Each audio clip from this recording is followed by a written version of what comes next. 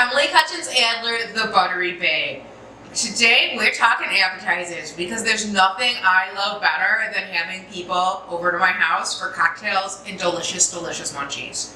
If we're outside in the garden in the summer, perfect. If we're inside in the cold, even better. Today we're gonna make goat cheese fritters with a tempura batter, and we're gonna top them with two of some of my favorite things. I know I have a lot of favorite things. Honey and black pepper. So you're gonna have that gooey goat cheese center, the delicious bite of black pepper, and then a little something sweet from the honey. This recipe is really easy. It's a tempura batter and goat cheese. Done and done. So it's lactose free because there's no lactose in the goat cheese. And you can even make the tempura batter gluten free by substituting rice flour for the regular flour. All of your friends' needs met in once. So we're going to start the batter. It has 2 cups of flour, half a teaspoon each of garlic powder and paprika, 1/4 teaspoon of kosher salt, and a tablespoon and a half of baking powder. That's going to help give it its lift.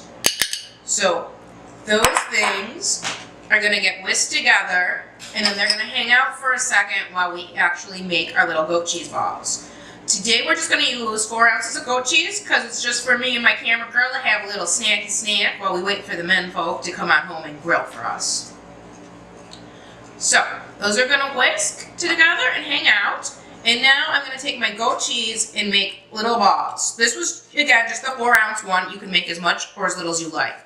Literally, take the goat cheese and roll it into a ball. It doesn't have to be perfect because it's going to get battered and fried. Great words, aren't they? And it can be whatever size you like. It is going to get a batter on top, so you don't want them to be huge because then they won't fit into your mouth. Never really been a problem for me, though, let's just say. Anyway, moving right along, we're rolling our goat cheese balls. I also have to my left a dish of flour because we are going to coat the goat cheese balls in flour before we dump them in the tempura batter. It will help them. It'll help the batter stick to the balls because otherwise there's not enough surface tension. And that would be sad. So, one more ball and then we're ready. We got 2, 4, 6, 8, 9 out of there. So I'm guessing we probably should have gotten 10. But 9 it is. So 9 little balls.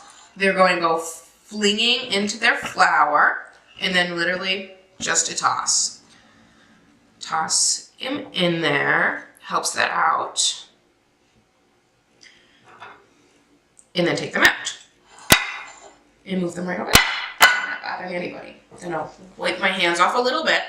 So one of the key ingredients in an extra delicious tempura batter is cold seltzer. I always have a lot of it. I love seltzer. It's bubbly. I love bubbles. So this should get about 2 cups of seltzer, and this is, as I said, it's very cold and very fizzy.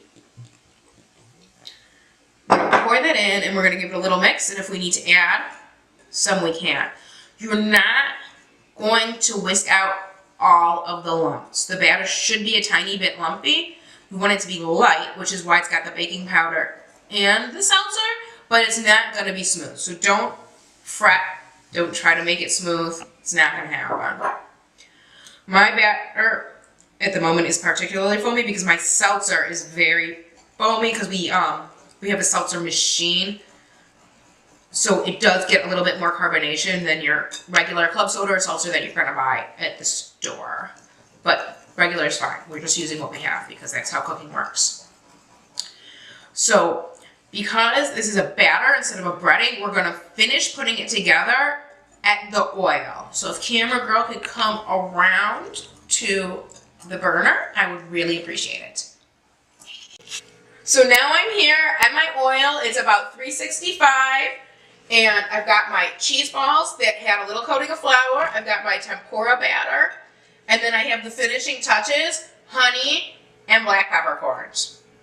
So what we're going to do is we're actually going to impale our little fritter lightly on the fork and dunk him in. And then right into the oil. How fun is that?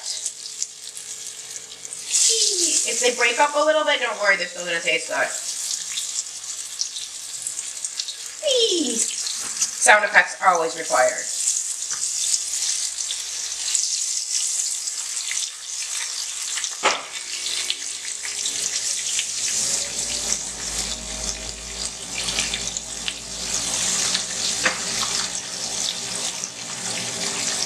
And these just fry just about a minute.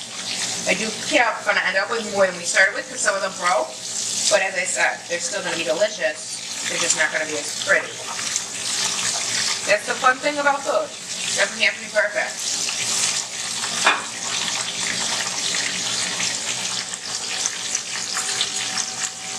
I'm just going to take my spoon and give them a little flip.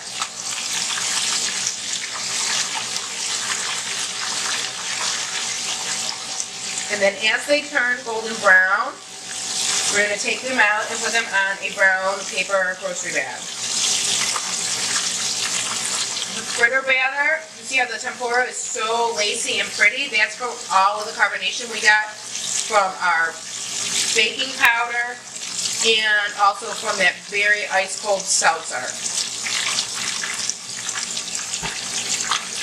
So if you did decide to make this a gluten-free recipe and use the rice flour instead of the traditional ackee flour, your fritters will not get as brown from the frying because that's actually the flour cooking. You can just put a touch more paprika into the seasoning so it's achieve the same look. So now, to finish, we're just going to take our serving vessel, which at the moment is a tray because I'm cool like that. And see, do you see the pretty, beautiful things you're going to get? So we're going to put a few fritters down. I think 4 is a good size snacky for us. You'll notice I do have a lot more batter. That's okay.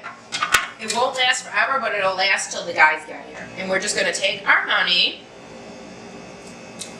and give a little bit of drizzle action going on. The drizzle. For shizzle my drizzle. Little honey. Ooh, so delicious. And then, of course, my trusty pepper mill bringing that final touch. So you'll see, you've got lovely tempura, you've got black pepper, you've got honey. You're going to have a scrumptious bite.